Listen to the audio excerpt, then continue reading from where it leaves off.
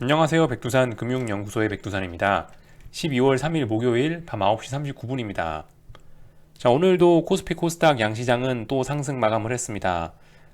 코스닥이 좀 많이 올랐고 코스피는 좀 덜 올랐고 뭐 이런 모습이 나왔네요. 아무튼 계속 무엇을 하기는 굉장히 애매한 때라는 겁니다.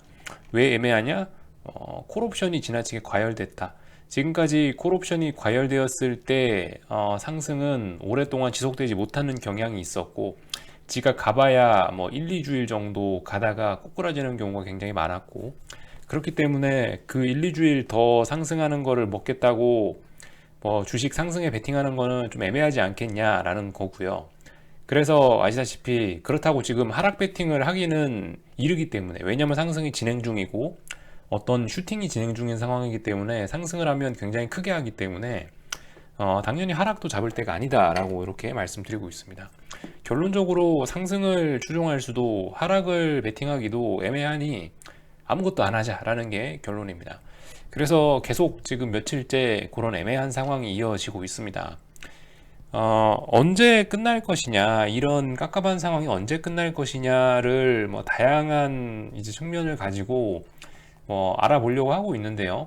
근데 어쨌든 이게 이런 슈팅이라든가 이런 거는 기본적으로 비이성을 베이스에 깔고 가기 때문에 뭐 언제까지 어디까지 뭐 언제까지 오른다 뭐 언제까지 오른다 목표치가 어디까지 오른다라고 이야기하는 건 솔직히 그렇게 큰 의미는 없습니다만은, 그래도 그냥 막연히 기다리는 것보다는 어떠한 그 대략적인 어떤 뭐 근거를 가지고 대략 이 정도쯤까지 올라가면은, 대략 이날쯤까지 오르면은 대충 여기쯤까지 상승을 하면은 뭐 대충 목표치가 다 되지 않겠느냐라는 생각 정도는 해볼 수가 있겠죠.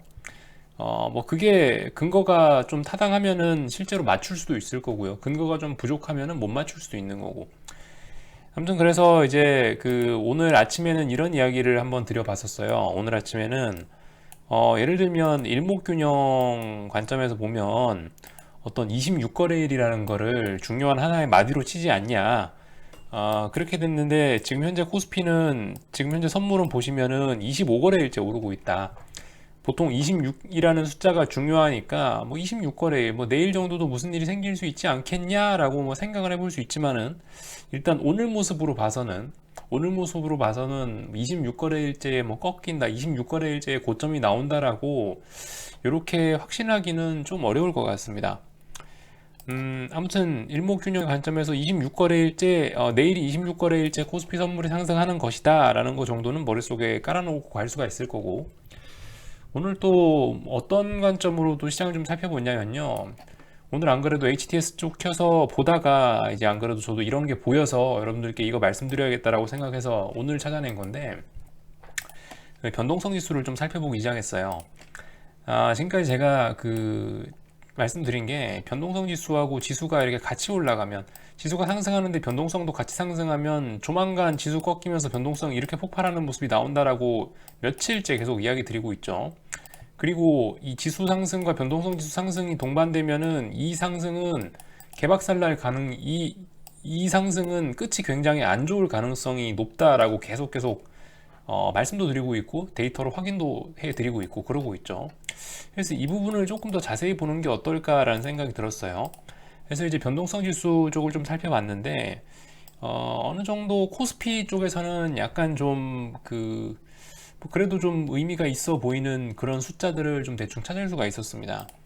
어떤 식으로 봤냐면, 일단 코스피하고 변동성 지수하고 이렇게 위아래로 똑같이 놓고 비교를 했는데, 결론만 말씀을 드리자면요. 보통 코스피 같은 경우는 어떤 변동성 지수와 지수가 함께 상승하는 이런 오버슈팅이 나타나기 시작하면은 통상적으로 한 뭐 15거래일에서 뭐 20거래일 정도는 지속이 된다. 그런 상승이라는 거를 알 수가 있었습니다. 통상적으로.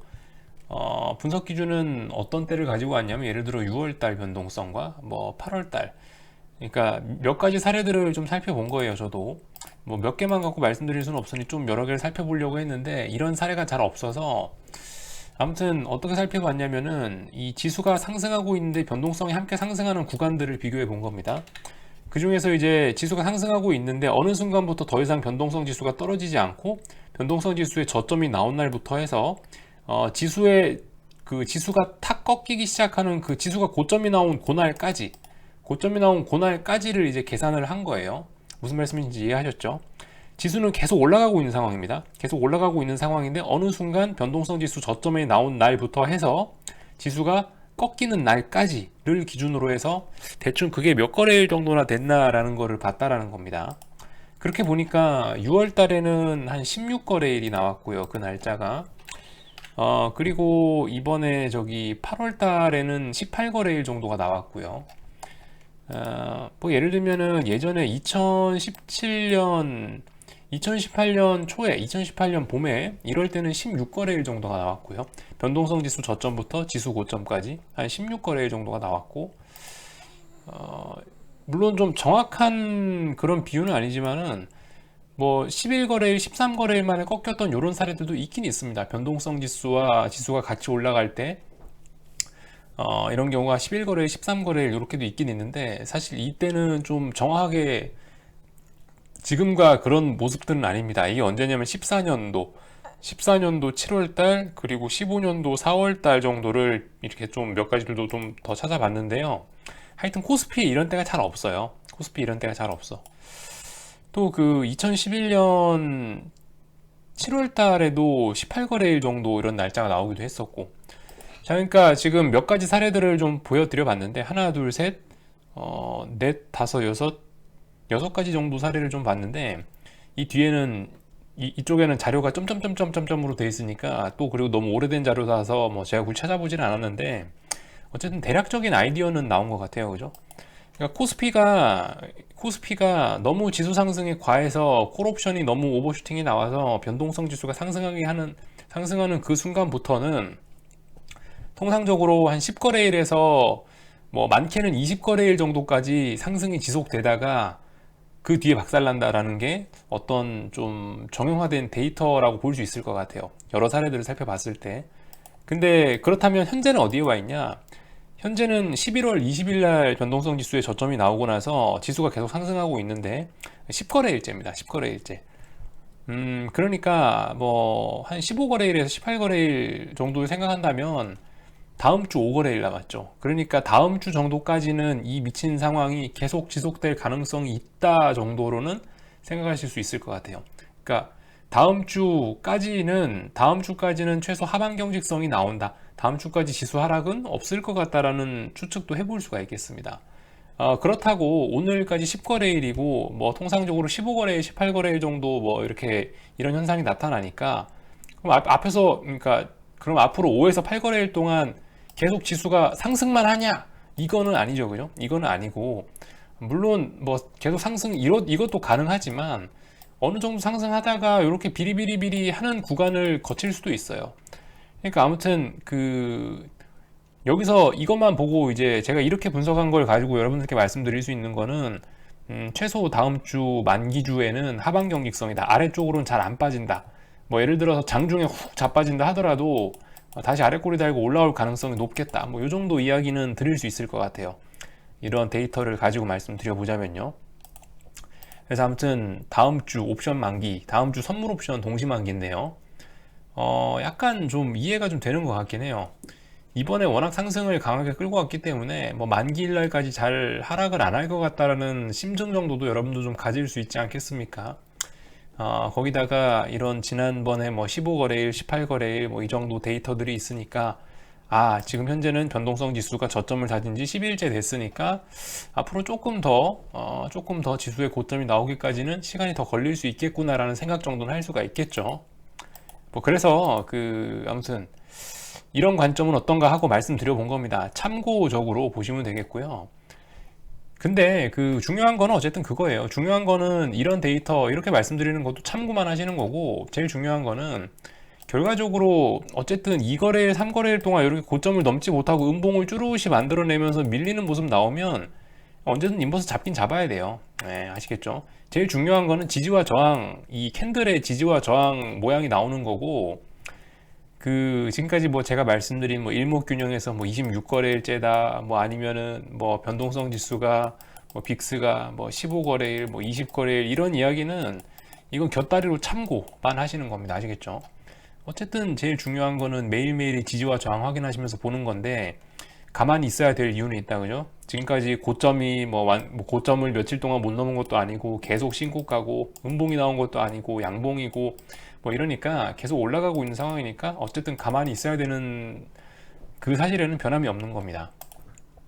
자, 그래서 이 정도 말씀드렸고, 계속 올라가고 있으니까 뭐 제가 딱히 뭐 드릴 말씀이 없고요. 뭐 원달러 환율도 계속 강세를 지속하고 있고, 외국인 매수하면서 원달러 환율 강세 나오면서 주식이 올라가니까 아니 뭐 너무 정상적이라 드릴 말씀이 없어요. 그냥 지금은 어떤 지지와 저항 확인할 것도 없고 매일매일 신고가가 올라가니까 그래서 좀 다른 이야기들을 해봤고, 그래서 아무튼 잘 올라가고 있다 뭐 이런 상황에서 무슨 분석이 필요하겠습니까? 뭐 그냥 이런 이야기들이나 하면서 이렇게 뭐 넘어가는 거죠.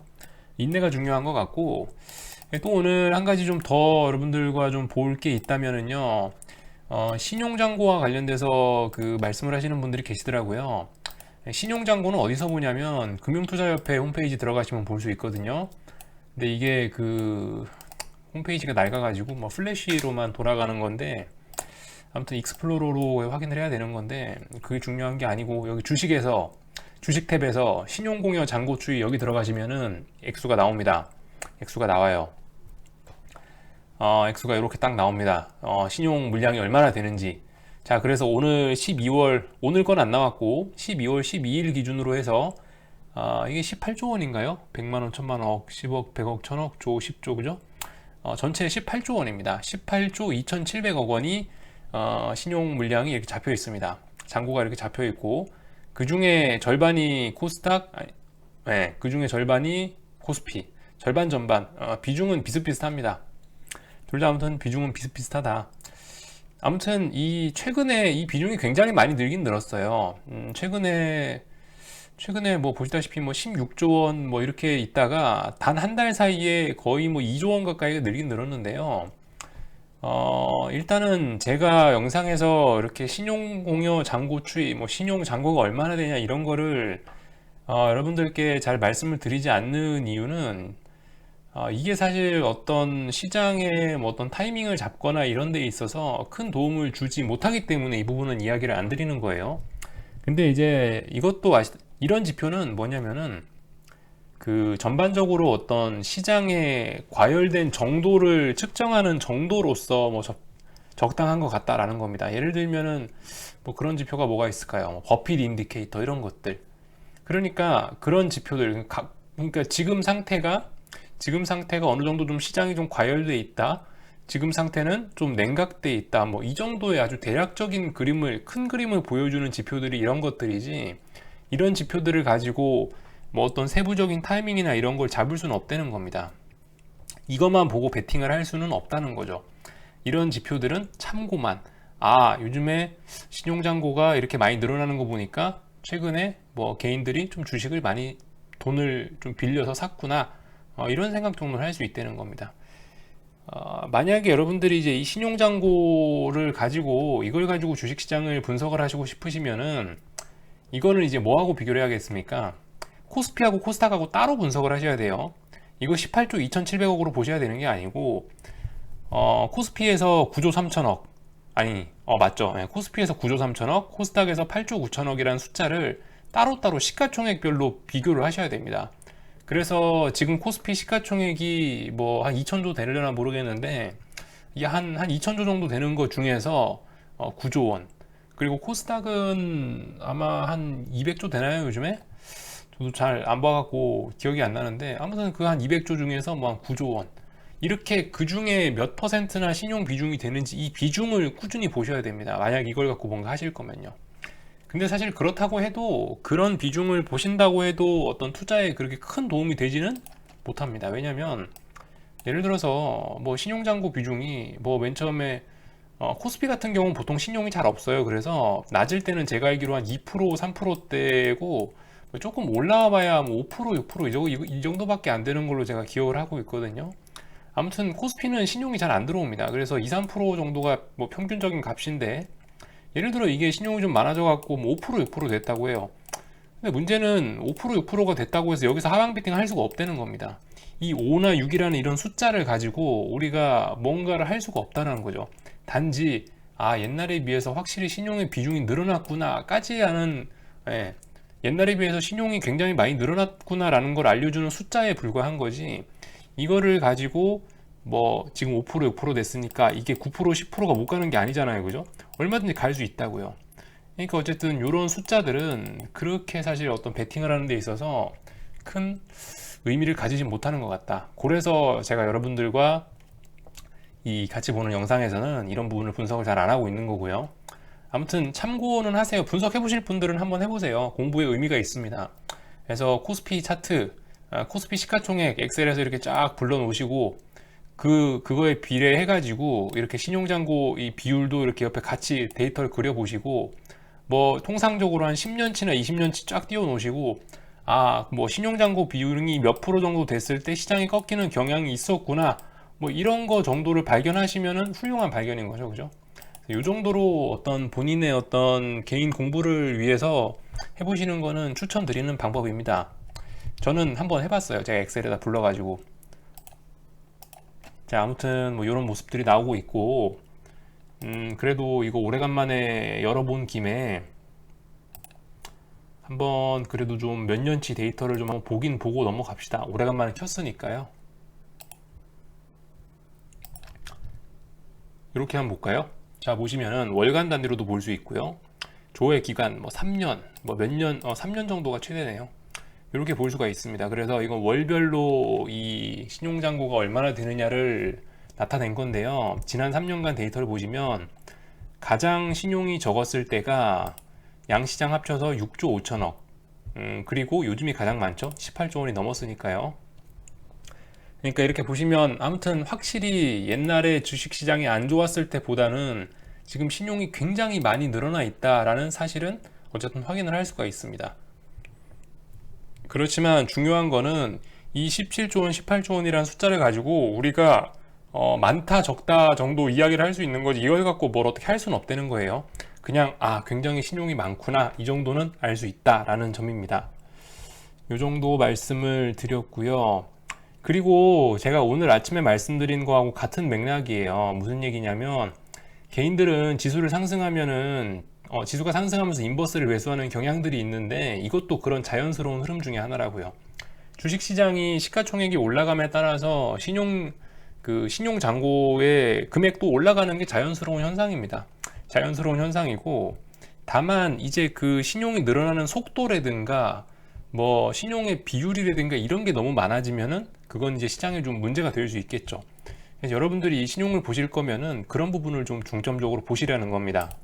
뭐 증가하는 속도라든가 비율이라든가 이런 것들을 보시면 좋겠다라는 말씀을 좀 드렸습니다.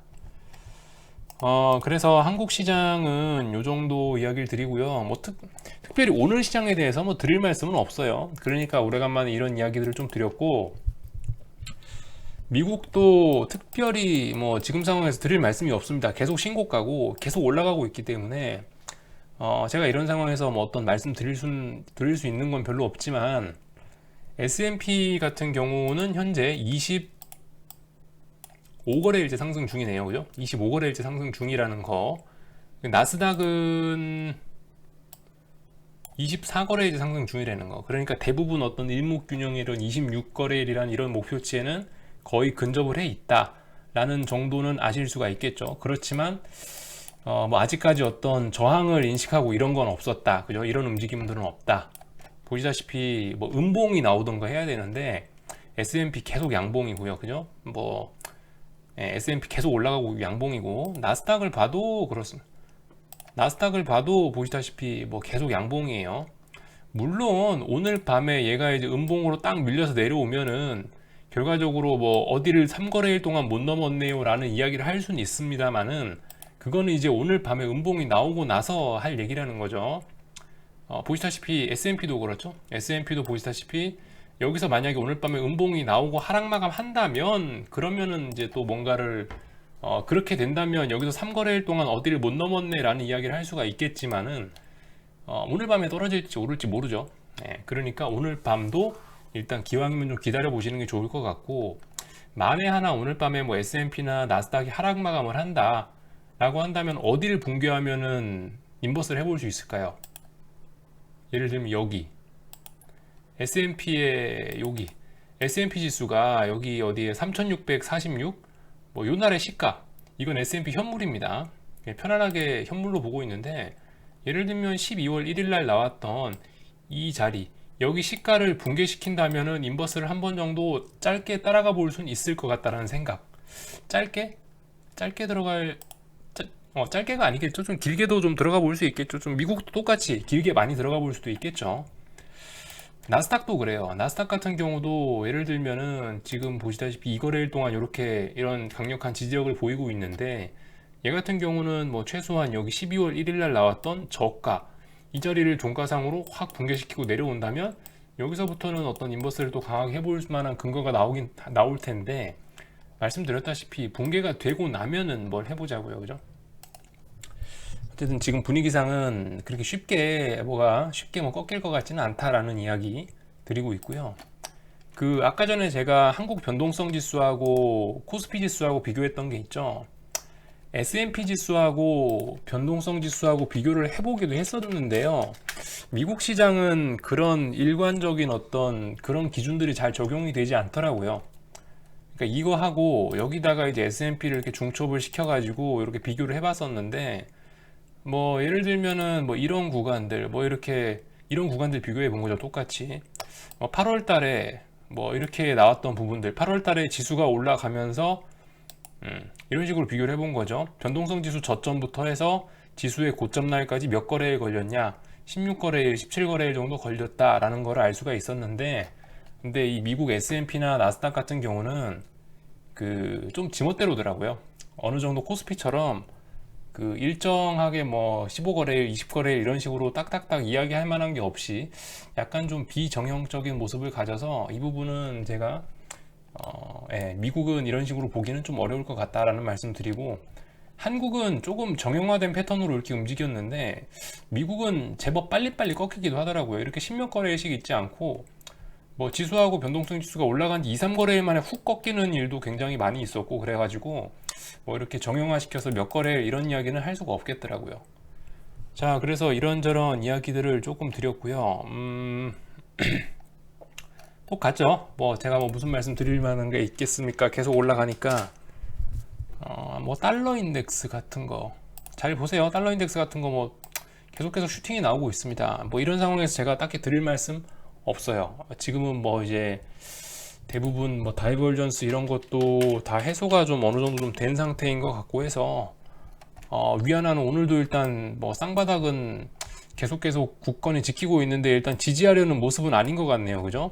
만약에 오늘 밤에 위안화가 여기서 그래도 좀 저점에 대한 지지력을 보여준다면은 원화도 조만간 이렇게 이제 약세로 전환될 수 있겠구나 싶긴 한데, 보시다시피 위안화도 일단 오늘 밤에 이렇게 별로 지지하는 모습은 아니네요. 그죠?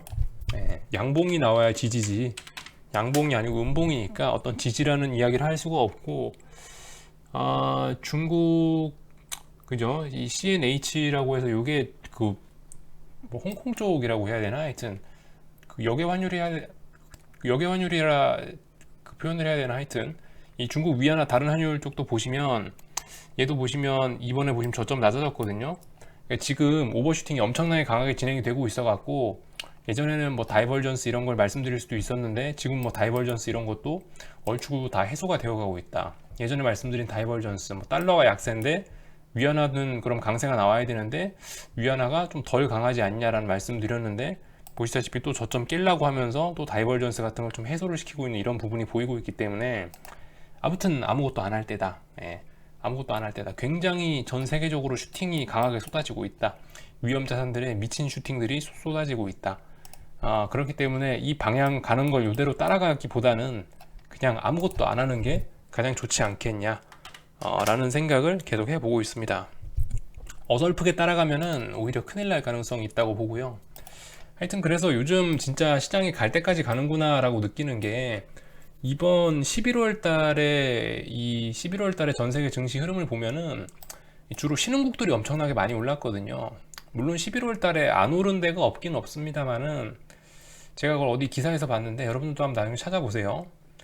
뭐 예를 들면 중동이라든가 뭐 동남아시아라든가 뭐 하여튼 그 한국 같은 그런 건전한 신흥국이 아니고 지금까지 좀 진짜 세계 변방에 있던 뭐 하여튼 이름도 좀 잘 들어보지 못했던 그런 나라들의 증시가 굉장히 많이 올랐더라고요. 11월 달에. 어떤 그런 것도 좀 하나의 특징이긴 하거든요. 버블의 특징. 예를 들면은 그 이런 거라고요. 어떤 시세의 마지막에서 보통 무슨 일들이 일어나냐면 끝자락의 버블은 뭡니까? 끝자락의 버블은 보통 이 부실한 놈들이 많이 올라요. 그러니까 그 부실한 놈들의 특징이 뭐냐면 코스피는 예를 들어 이렇게 오릅니다. 코스피는 이렇게 오르는데 닭자 붙은 친구들, 예를 들면 코스닥 같은 친구들은 상승률을 계속 못 따라가다가 상승률 못 따라가고 오히려 막 하락도 하고 하다가 마지막 순간에 이렇게 따라가는 경향이 있거든요. 이게 뭐냐면 어떤 마지막 버블의 순간에는 이런 건전한 자산들보다 부실한 자산이나 좀 3등주, 4등주 이런 데로 좀 돈이 많이 몰리는 경향이 있습니다. 이걸 전 세계적인 관점으로 보면은 미국이라든가 뭐 어떤 좀 선진국 같은 데는 이제 워낙 계속 그동안 올랐었기 때문에 오히려 성과가 살짝 떨어지게 되고 이 버블의 끝자락에서 말씀드렸다시피 어떤 3, 4등급 좀 부실했던 친구들, 그게 말씀드린 게 뭐 중남미라든가 뭐 유럽에 있는 일부 부실한 국가라든가 그런 나라 증시들이 11월 달에 많이 올랐다고 하는데, 그런 게 약간 이런 키 맞추기가 마지막에 일어나는 경향이 많거든요. 그래서 이거를 아무튼 이번에 11월 달에 흐름이 그랬대더라라는 거를 좀 참고를 해보실 필요가 있을 것 같아요. 세계적인 흐름이 그렇게 갔다. 건전한 친구들은 먼저 꼭대기에 와 있고, 이번에 뭐 중남미라든가 하여튼 뭐 유럽에 있는 부실한 국가들까지 11월 달에 굉장히 많이 폭등을 했다라고 하는 걸 보면은 이런 어떤 거의 마지막 키 맞추기를 한 것이 아닌가라는 심증도 조금 들고 있습니다. 자, 아무튼 그래서 오늘 요 정도까지 말씀을 드렸고요. 계속 놉시다. 이렇게 그냥 분석이나 하시면서 마인드 컨트롤이나 하시면서 아무것도 안 하시는 게 가장 좋을 것 같고요. 오늘도 미국장 특별히 할 거 없을 것 같아요. 만약에 하락 마감해서 제가 말씀드린 어떤 선들을 붕괴시킨다면은 그러면 뭔가 해볼 수 있을지 모르겠지만, 그것도 내일 해도 늦지 않다고요. 붕괴시킨 거 확인하고 그 다음날 해도 늦지 않으니까, 뭐 말씀드렸다시피 계속 한국이고 미국이고 뭐를 특별히 할 때가 아닌 것 같습니다. 자, 그래서 이 정도 말씀을 드렸고 여기쯤에서 마치도록 하겠습니다. 내일 아침에 뵙도록 하겠습니다. 여기서 마칠게요.